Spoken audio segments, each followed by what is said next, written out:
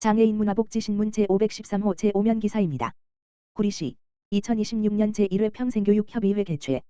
구리시 시장 백경현은 지난 26일 구리시청 3층 상황실에서 2026년 제1회 평생교육협의회를 개최했다. 이번 협의회에서는 시민의 삶의 질을 높이고 차별 없는 평생교육 기회를 제공하기 위한 2026년 구리시 평생교육진흥계획과 2026년 구리시 장애인 평생교육진흥계획, 그리고 체계적인 평생학습 정책 추진과 지역 평생교육 활성화를 도모하기 위해 수립한 2026 물결표 쌓인 2030 구리시 평생교육 중장기 발전 계획을 심의하고 발전 방안에 대해 논의했다. 구리시는 올해 평생교육 분야 중점 추진 과제로 구리시청을 비롯한 평생교육 기관 단체를 중심으로 오른쪽을 가리키는 까만 삼각형 평생학습 상시 플랫폼 운영 및 확대 오른쪽을 가리키는 까만 삼각형 지역과 개인이 함께 성장하는 평생학습 사회 조성 오른쪽을 가리키는 까만 삼각형 3050세대 생애 도약을 위한 평생학습 지원 오른쪽을 가리키는 까만 삼각형 사각지대 없는 따뜻한 평생학습 사회 구현 오른쪽을 가리키는 까만 삼각형 다양한 학습 경험 연계 강화 오른쪽을 가리키는 까만 삼각형 맞춤형 평생학습 체제 구축 및 지원 등 6개 분야 총 94개 사업을 추진할 계획이다. 한편 2026 물결표 쌓인 2030 구리시 평생교육 중장기 발전계획 수립 연구의 책임연구원인 중앙대학교 교육학과 이휘수 교수가 회의에 참석해 계획안에 대한 제안 설명을 진행했다. 이 교수는 작은 배움, 큰 행복 평생학습 도시 구리를 비전으로 제시하며 오른쪽을 가리키는 까만 삼각형 인공지능, AI, 기반 잠재력 발굴과 개인 맞춤형 학습 오른쪽을 가리키는 까만 삼각형 생애 전환기의 회복과 제도약 오른쪽을 가리키는 까만 삼각형 경계를 허무는 학습 생태계 오른쪽을 가리키는 까만 삼각형 시민 참여로 확장되는 학습의 선순환 오른쪽을 가리키는 까만 삼각형 지속 가능한 미래를 위한 녹색 동력 등 5대 전략과 15대 핵심 사업을 발표했다. 백경현 구리시장은 2026년 평생교육진흥계획과 2026 물결표 쌓인 2030 평생교육 중장기 발전계획은 시민의 삶의 질 향상과 지역 경쟁력 강화를 위한 평생교육 정책의 중요한 이정표가 될 것이라며 지속 가능한 평생교육 기반을 탄탄히 구축해 배움이 곧 삶의 경쟁력이 되는 평생학습 도시 구리시를 만들어가는 데 최선을 다하겠다라고 밝혔다. 광주시 통합돌봄 체계 구축 위한 통합지원협의 재출범. 광주시는 의료 요양 등 지역 돌봄의 통합 지원에 관한 법률이 오는 3월 27일 시행됨에 따라 지역 통합 돌봄 정책을 체계적으로 추진하기 위해 광주시 통합지원협의체를 구성하고 28일 첫 정기회의를 개최했다. 광주시 통합지원협의체는 지역 통합 돌봄의 기본 방향과 지역계획 수립에 관한 사항을 심의 자문하는 기구로 방세환 광주시장을 위원장으로 총 16명의 위원으로 구성됐다. 협의체에는 국민건강보험공단 광주지사와 국민연금공단 광주지사를 비롯해 관련 분야 교수진, 참조은병원, 한윤승한 의원, 광주시 약사회, 광주시 노인복지관, 광주시 장애인복지관, 북부모 한돌봄 행복나눔센터, 평강호스피스, 중앙노인센터 등 노인장애인 복지 분야의 전문가와 현장 관계자들이 참여해 전문성과 현장성을 갖춘 협의체 운영 기반을 마련했다. 이날 회의에서는 위원 위촉장 수여를 시작으로 광주시 통합돌봄 지역계획 수립에 관한 사항을 심의하고 의료 요양 돌봄 서비스 간 효율적인 연계 방안과 지역 돌봄 체계 구축을 위한 의견을 공유했다. 광주시 통합돌봄 서비스는 보건의료, 건강관리, 장기요양, 주거 개선, 일상생활 돌봄 등으로 구성되며 제도 시행과 함께 통합돌봄 퇴원 환자 연계사업 등 지역 특성을 반영한 통합돌봄 특화 사업을 추진할 계획이다. 이를 통해 돌봄 사각지대 해소와 서비스 접근성 향상이 기대된다. 시는 통합지원협의체를 중심으로 지역 내 돌봄 자원을 효과적으로 연계해 통합돌봄이 필요한 대상자가 기존 거주지에서 필요한 서비스를 받을 수 있도록 지원 체계를 구축할 방침이다. 방 시장은 전담 조직 구성과 인력 충원 등 통합 돌봄 체계의 내실 있는 구축을 위해 모든 행정적 지원을 아끼지 않겠다며 민관 협력을 기반으로 지속 가능한 통합 돌봄 체계 구축해 나가겠다고 말했다. 구리시 국민권익위원회와 달리는 국민신문고 운영. 시민 고충 현장 해결. 구리시 시장 백경현은 오는 2월 4일부터 20일까지 지역 주민의 고충 민원 해결을 위한 달리는 국민신문고 사전 상담 예약을 접수한다고 밝혔다. 달리는 국민신문고는 3월 5일 오전 10시부터 오후 4시까지 구리시 여성행복센터 4층 대회의실에서 운영되며 국민권익위원회와 협업기관 관계자로 구성된 상담반이 직접 지역을 찾아가 주민들의 고충을 상담하고 해결 방안을 모색하는 현장 중심의 고충 민원 해결 서비스다. 이번 상담에는 한국소비자원, 서민금융진흥원, 한국국토정보공사 등 관계기관이 함께 참여해 생활법률 소비자 피해 서민금융 지적 분야 등 시민생활 전반에 걸친 다양한 민원에 대해 일괄 상담 서비스를 제공할 예정이다. 시는 더욱 심도 있는 상담과 효율적인 민원 처리를 위해 사전 상담 예약제를 운영한다. 사전 예약은 2026년 2월 4일 수부터 2월 20일 금까지 2주간 진행되며 접수 방법은 구리시청 감사 담당관 또는 동행정복지센터 방문 접수 구리시청 홈페이지에서 신청서 다운로드 후 이메일 팩스 우편 접수 중 선택하면 된다.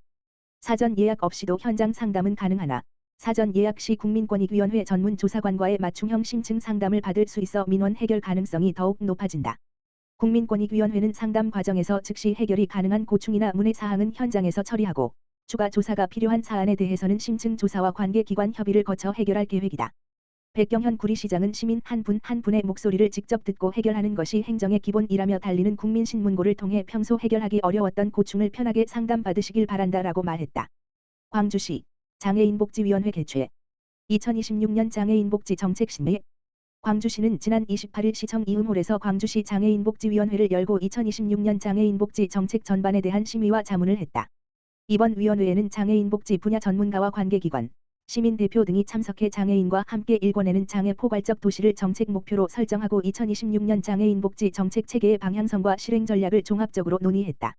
시에 따르면 2025 번지년 12월 말 기준 시 전체 인구 39만 7천여 명 가운데 등록장애인은 1만 8천여 명으로 전체 인구의 약 4.5%를 차지하고 있다.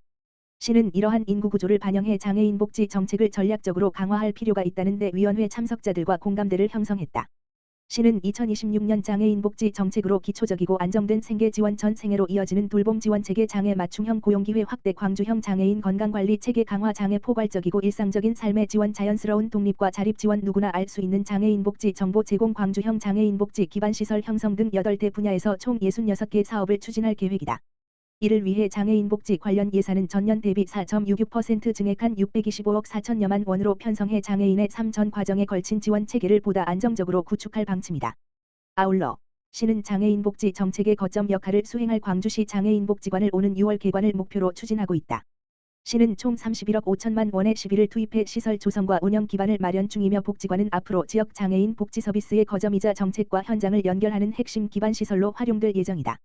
방세환 시장은 광주시 장애인 정책의 중심에는 항상 장애 당사자의 관점이 있어야 한다며 장애인이 일상에서 존엄하고 안전한 삶을 누릴 수 있도록 정책 하나하나를 꼼꼼히 실현해 나가겠다고 말했다. 광명시 복지 사각지대 두드린다. 취약가구 찾아가는 희망띵동. 광명시 시장 박승원 가 취약가구를 직접 찾아가는 희망띵동으로 복지 사각지대 해소에 나선다. 시는 복지 사각지대를 해소하고 촘촘한 복지 안전망을 구축하기 위해 2026년도 상반기 광명 희망띵동 사업을 본격 추진한다고 3일 밝혔다. 이 사업은 거동이 불편한 중증장애인, 독거노인, 중장년 1인 가구 등 돌봄이 필요한 취약가구를 직접 방문해 후원 물품을 전달하고 건강 상태와 안부를 확인하는 맞춤형 돌봄 서비스다.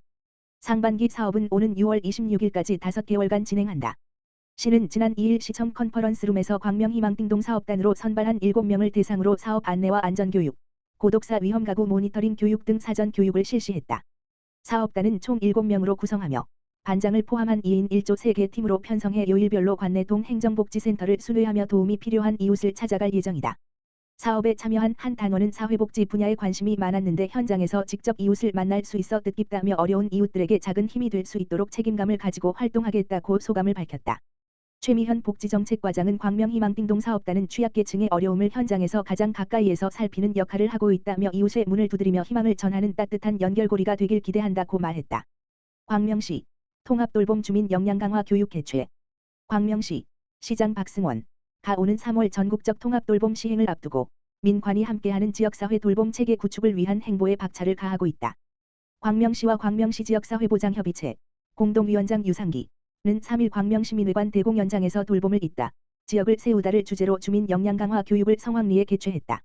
이번 교육은 통합돌봄 정책에 대한 지역사회의 이해도를 높이고 사회적 연대 경제를 활용한 지속가능한 돌봄 네트워크를 형성하기 위해 마련했다. 현장에는 19개 동지역사회보장협의체 위원 및 보건의료 관계자, 시민 등 300여 명이 참석해 통합돌봄에 대한 높은 관심을 증명했다. 강연을 맡은 임종한 인하대학교 교수는 통합돌봄의 핵심 동력으로 재택의료와 주민참여를 꼽았다. 임 교수는 주민참여형 돌봄 생태계의 필요성을 강조하며 사회연대 경제가 어떻게 지속가능한 지역 돌봄을 만들어내는지에 대한 구체적인 로드맵을 제시해 참석자들의 큰 호응을 얻었다. 박승원 광명시장은 통합돌봄의 성공적인 정착을 위해서는 민관 지역의 유기적인 협력이 무엇보다 중요하다며 이번 교육으로 현장 종사자와 시민들이 각자의 역할에 대한 깊은 이해와 자긍심을 갖고 돌봄이 필요한 대상자에게 실질적인 도움을 줄 수 있는 체계를 완성해 나가길 기대한다고 말했다. 유상기 공동위원장은 교육으로 지역사회가 하나로 뭉쳐야 한다는 점을 다시 한번 확인했다며 앞으로 주변을 더욱 촘촘히 살펴 복지 사각지대 없는 광명을 만드는 데 앞장서겠다고 전했다.